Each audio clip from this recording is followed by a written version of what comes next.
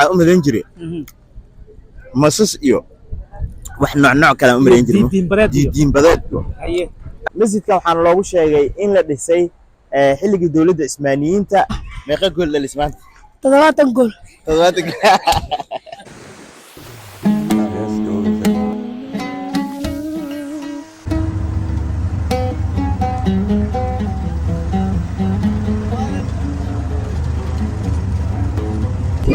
السلام عليكم ورحمة الله وبركاته كسو دوادا جنال كداون إنسان وحسين جيسي ما أنتوا حنمت دقمة حمروينة كترسن قبل كبنادر دقمة حمروينة وحكمت هاي دقموين كوفع وين قبل كبنادر هل كان أنت قلنا هاي ومسجد وين الجامعة هل كان وحكوبتكو عيارة لالين يرو هل كان اسمه ماذا يجو معركة قلبتي كوبا شالة waxaa halkaas fadhiya odayaal iyagana way daawadaan sidii ay maaragtay dhalinyarada ciyaaraya sidii ay maaragtay ugu garqaad lahaayeen koox ay u ciyaarayaan nala socdo magaca Shariif Abdullahi Muumin Ikar Shariif Abdullahi Muumin Ikar meesha maxaa soo ina bunan dhelo maad bulan yar dadku waxay ku leeyihiin laacib kabtanka kooxdaada sax miya يا ما يقول للإسمان تضغط الجول تضغط معقول بقى ناخذ بدل هاي ما أنت كل جد والعيار بلاون بلاون مية هذا بلاون رصا لكن سكور وحاي تضغط نقوله عادي يعني ما صدق على عيار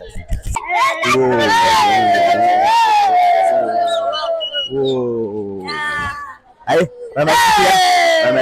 أيه مقعة إسماعيل صوبر باريا أيه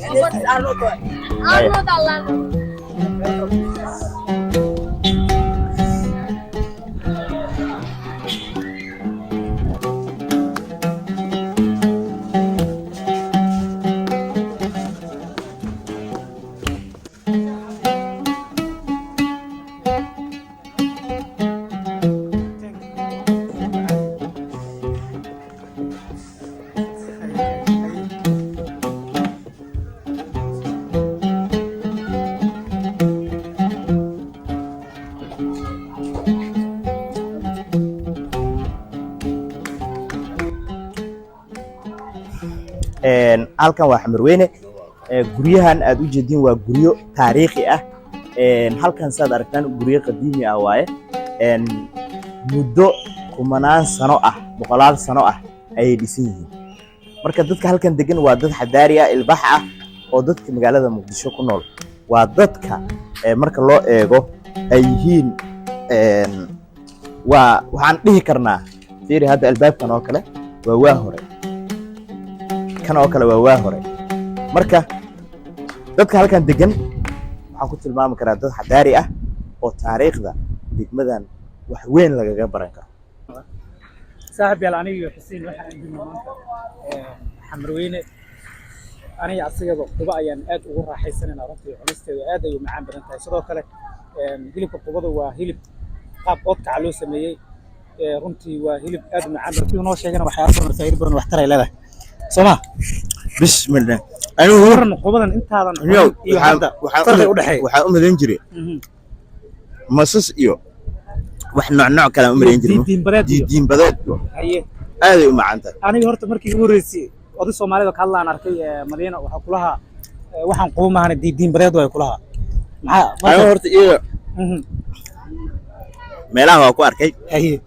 iyadoo la soo bixiyay laakiin waxaan la cuni karaa isbedel laakiin aniga asiga maanta runtii maasha Allah waxaan la taaganahay Cabdi Adeero oo kamid ah dhalinyarada Soomaaliyeed oo hal abuur ganacsi la timid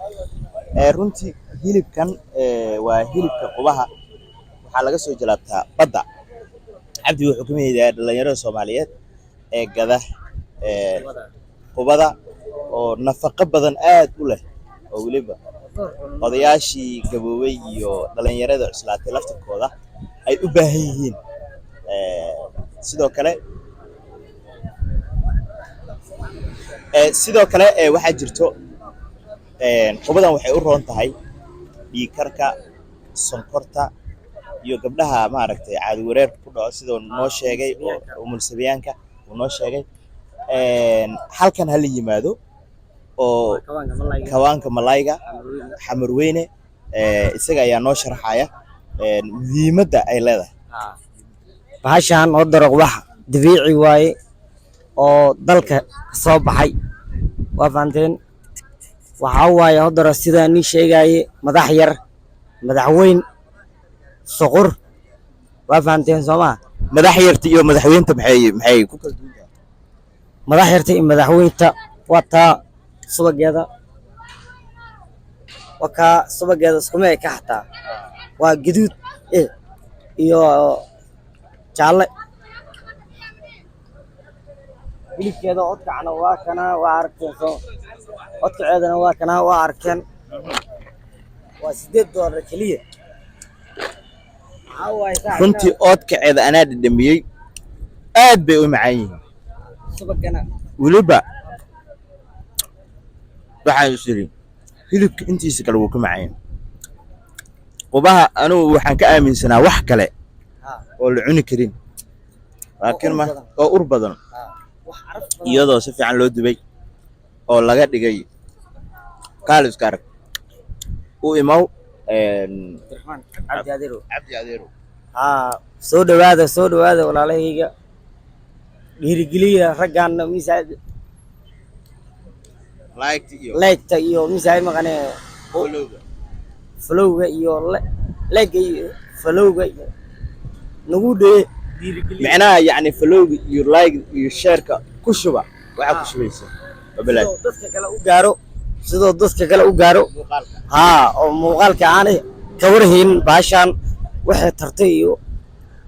wax walbo adiga ee tarto anaad waa iska dareemaya maadaama aan hilibka qubada aan cunay aad iyo waa maasan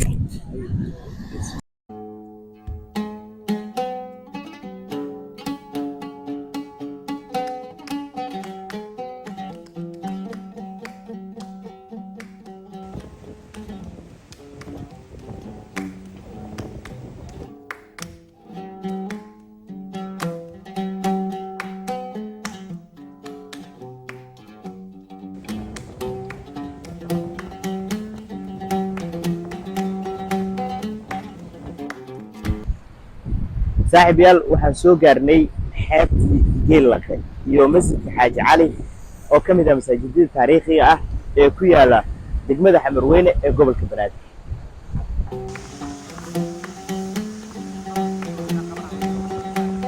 halkan aan taaganahay waa masaajidka xaaji cali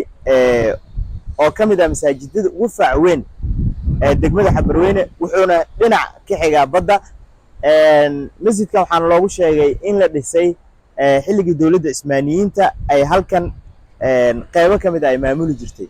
dawladda Ismaaniyiinta ayaa dhowr dal waxay ka dhistay masaajido taariikhi ah oo muhiim u ah islaamka